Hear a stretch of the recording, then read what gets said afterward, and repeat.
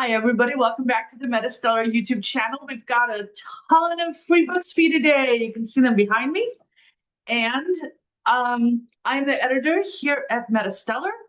And today we read the first couple of chapters of each of those books. And we're going to tell you about them. Act quick because they don't stay free for long. And by we, I mean I. I am by myself here today. And I read the beginnings of all those books by myself as well. So I was reading some books that were not necessarily my genre, but I will tell you about them anyway.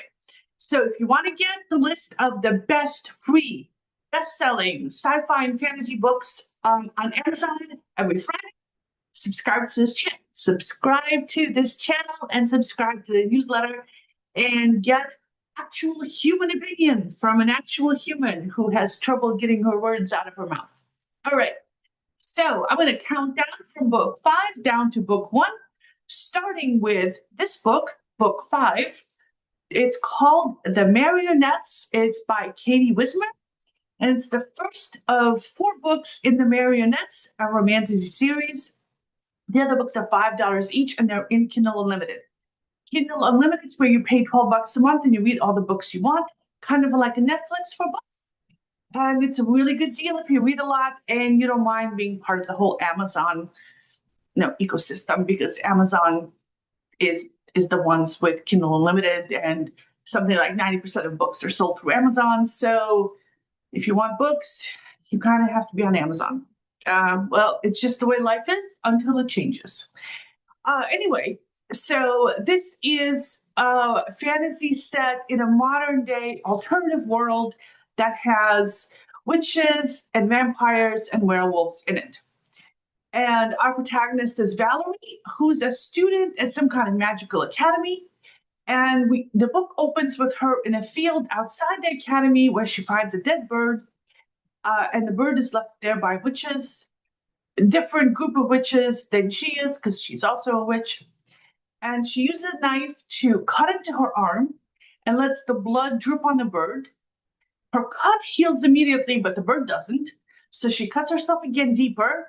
And this time, when the blood gets on the bird, it works, and the bird jumps up and flies away. But her blood doesn't stop flowing. She has to wrap a scarf around her arm, and she's out of magic. She can't teleport back to the school and has to walk back to campus. And she's trying not to get caught because she's out after curfew. When she gets to her room, she's still bleeding because her magic is faulty. And she doesn't even have time to get fully dressed before she has to run to catch a train. She almost misses it, uses the last bit of her magic to keep a door open long enough for her to make it onto the train. She sits down. There's an announcement that New York City's 2 hours away, and she passes out from exhaustion.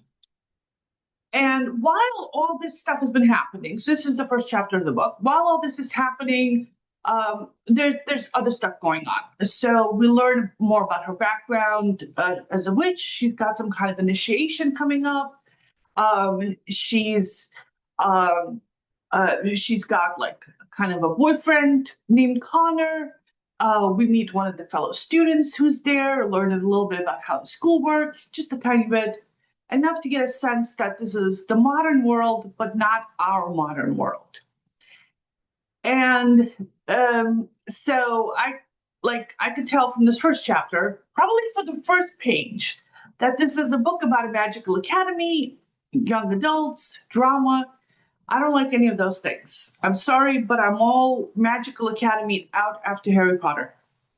That just filled me up, and I am all done. So I'm not the target audience here, but a lot of people are still into this genre. And I do have to say that the book is very readable. So I kept going. She stayed on the train for a few hours, past the city. She got to the train's very last stop. She was the only one still left on board.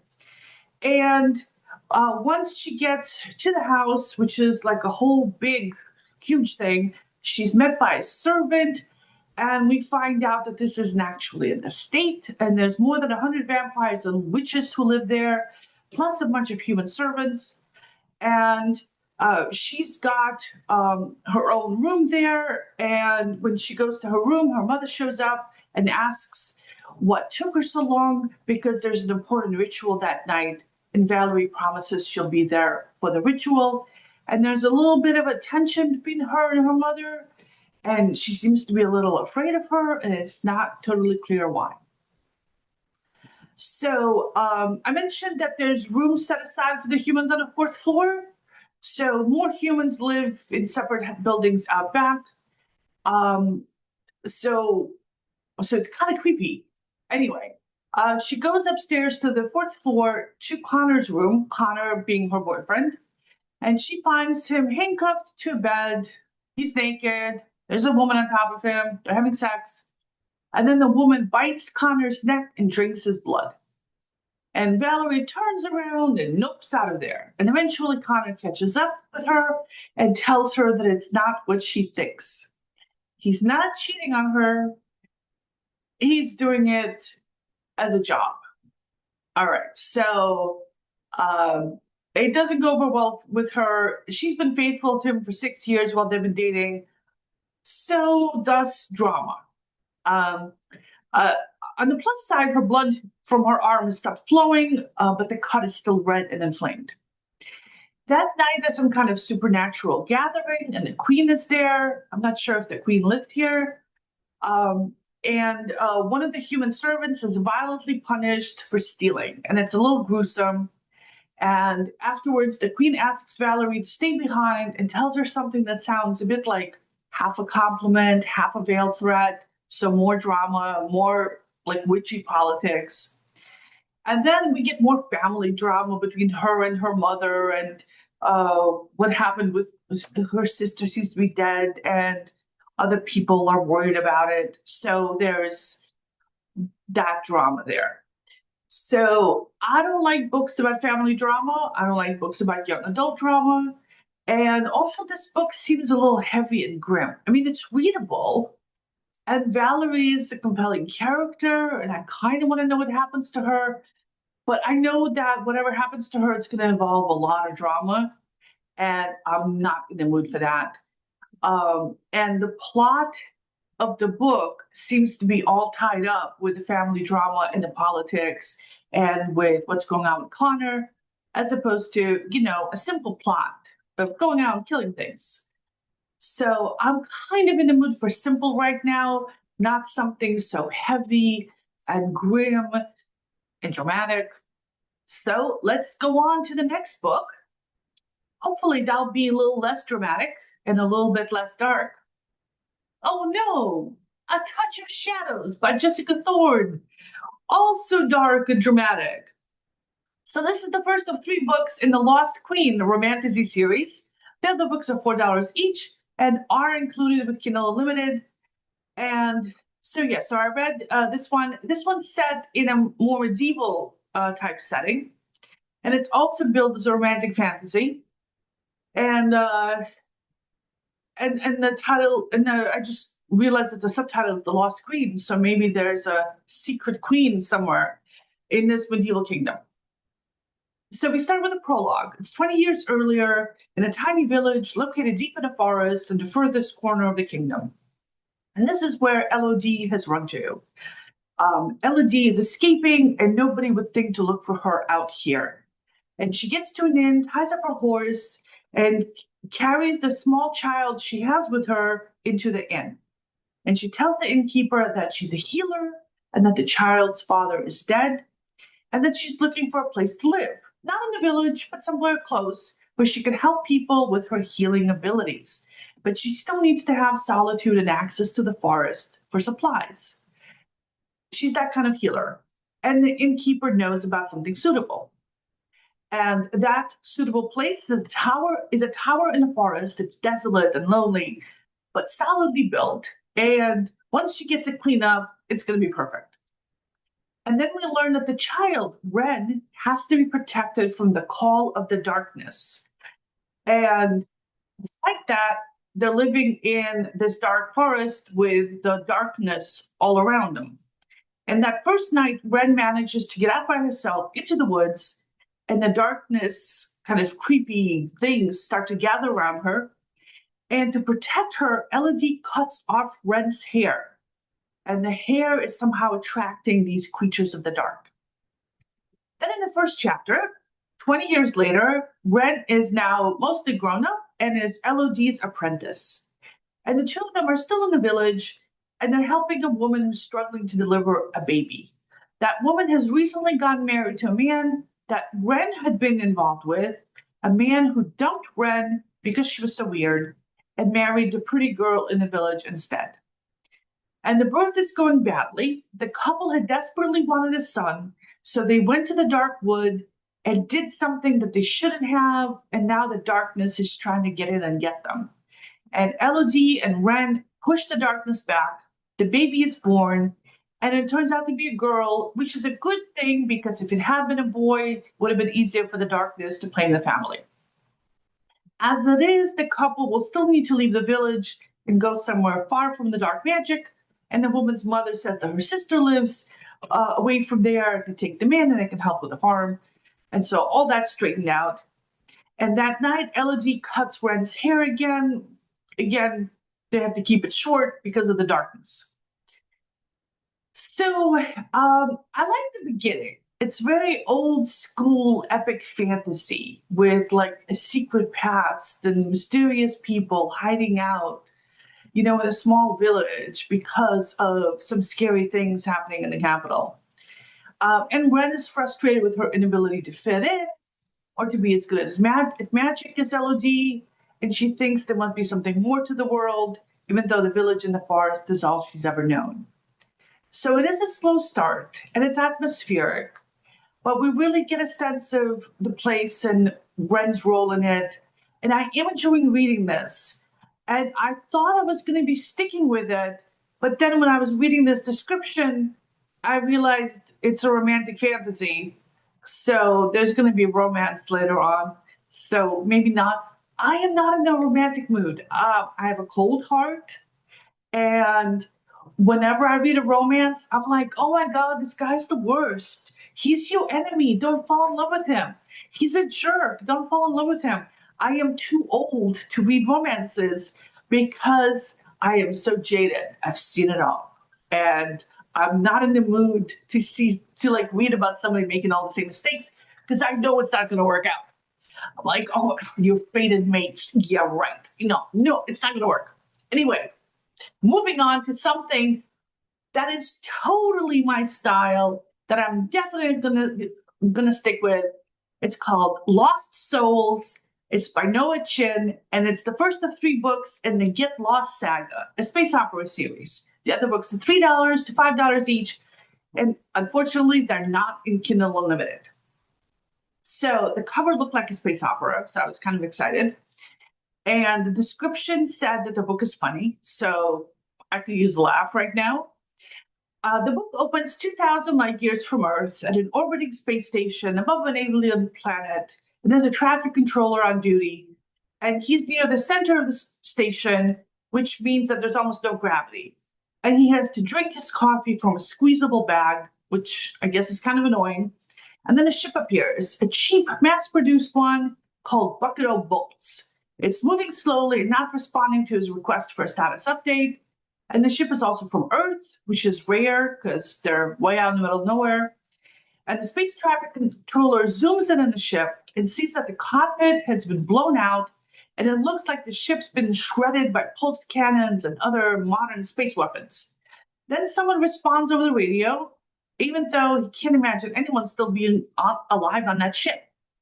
And the controller asks if he should send out search and rescue, and the ship's pilot declines because he can't afford the prices, and he's going to shove the ship in on his own, literally shove, because the controller switches his camera around so that he's looking at one that shows the back of the ship, and he can see that the pilot is using his ejection seat's emergency thruster to slowly push the ship towards the station. And the traffic controller starts recording this from every angle possible for the year-end holiday gag reel. And I love that. Then we switch to the point of view of a woman named Hel. And she's on the same space station, but she's hiding out in the tunnels. She's on her way to steal something. There's people after her. And we get like a little bit of a sense of what the space station is like and the people that she knows. And she's supposed to be somebody's property and she escaped. So there's juicy stuff going on there. Then we switch to the point of view of the crazy pilot of the cheap ship that's been blown apart. His name is Foot, and he was declared dead weeks ago. Well, his stolen identity was declared dead because the dead guy's body has finally been discovered. And he's trying to get his own ship back, not this blown up little junker, but his real ship. It's a trading ship that he's upgraded into a long range explorer.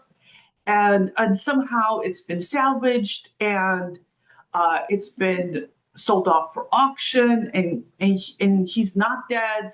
So he's saying, oh, it's a mistake. You can clearly see I'm not dead. And he's trying to get the ship back. And then we're back with Hell, and she's trying to steal parts off of that same ship.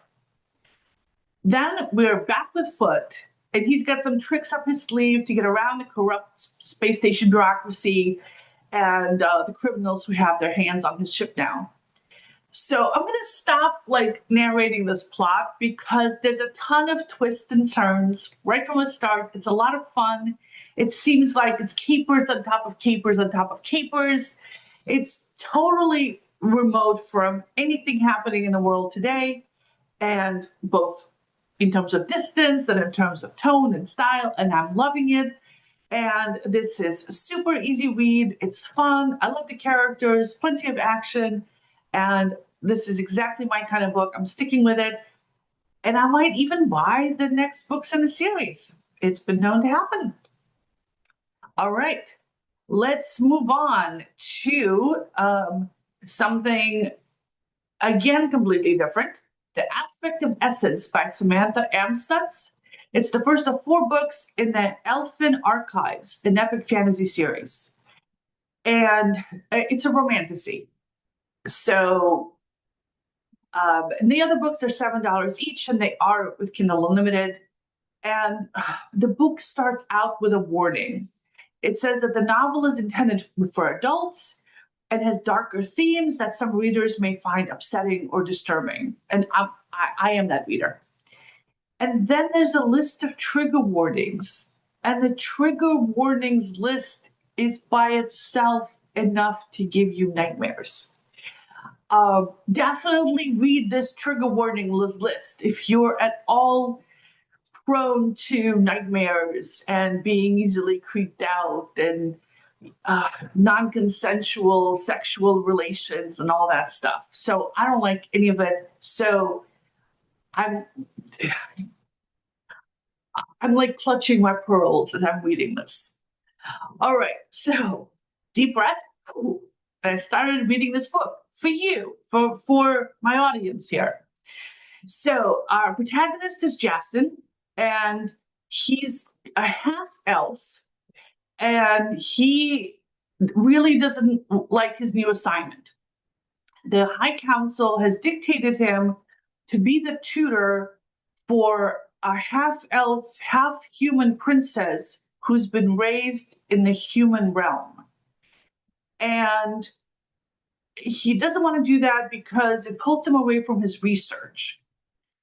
And as he's on his way to his assignment, his cousin catches up with him, and we learn that, some of the backstory about the princess, and that the princess's father, who's an elf, thinks that Jason is a good romantic match, not just a tutor, and he wants Jason to have kids or a kid with his daughter.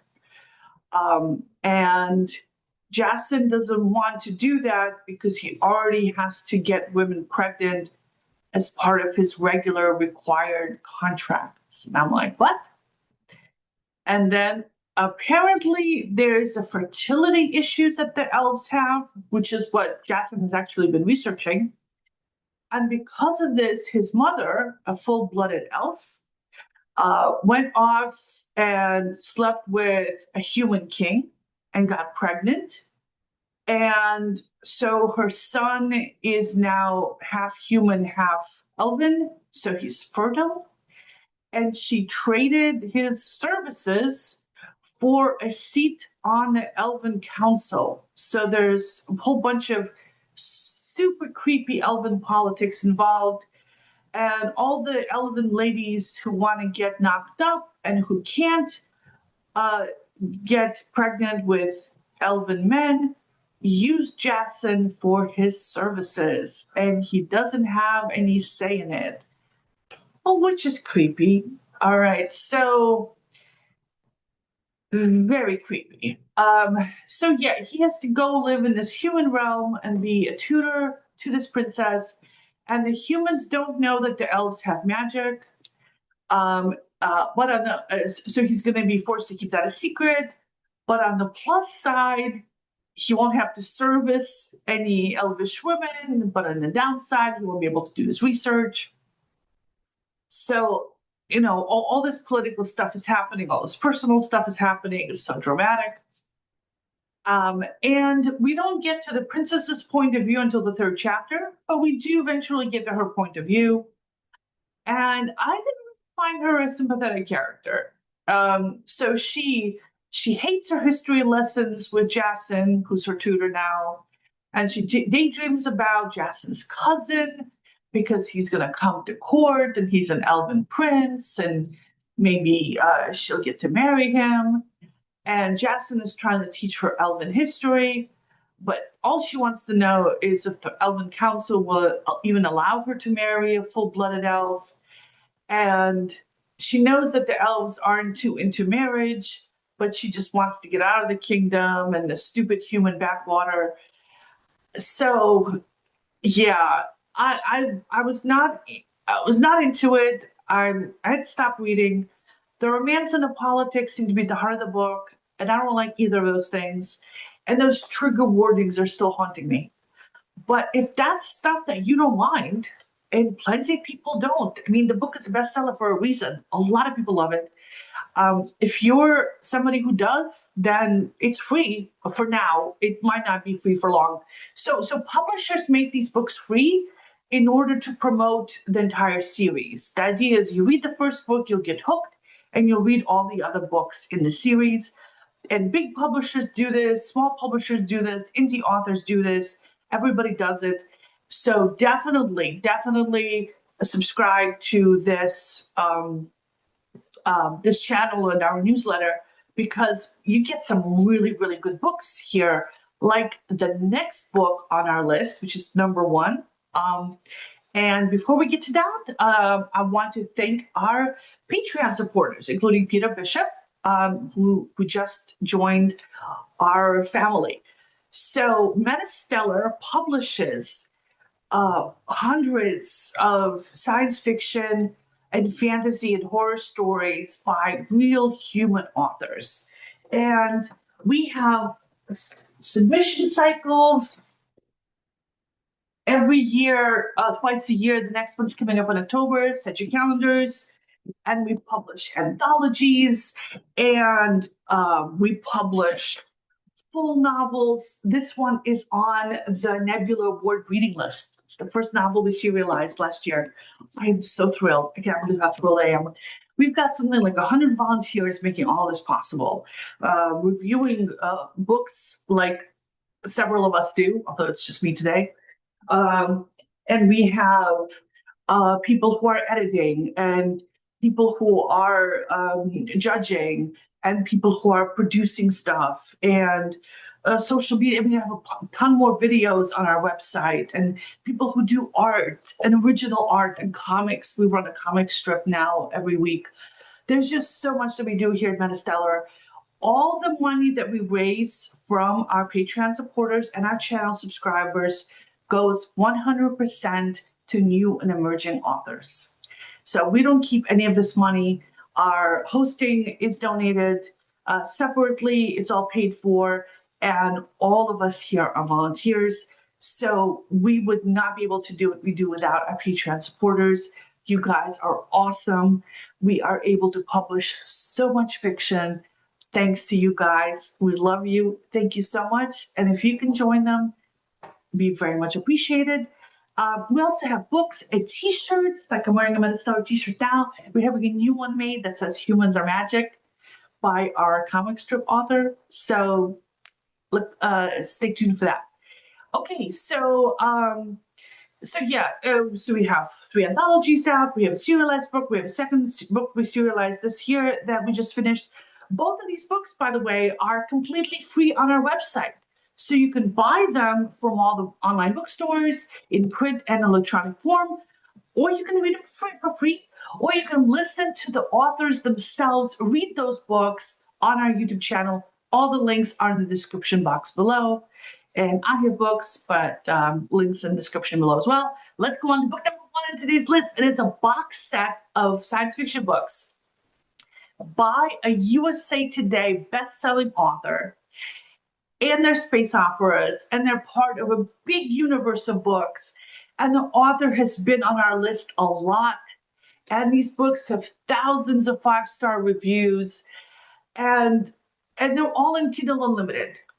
So this is a box set of the first 3 books of the 6 books in the Soldiers of Earthrise space opera series. Normally, all the books are $3 to $5 each, but they are all in Kindle Unlimited. And so this series is part of a broader Earthrise universe. And it starts with Earthrise, the original series, then A Prayer for Earthrise, then Soldiers of Earthrise, which is this one, and then Children of Earthrise. All of them is 6 books each, except for the first one, which has 15. So that adds up to 33 books so far in this universe.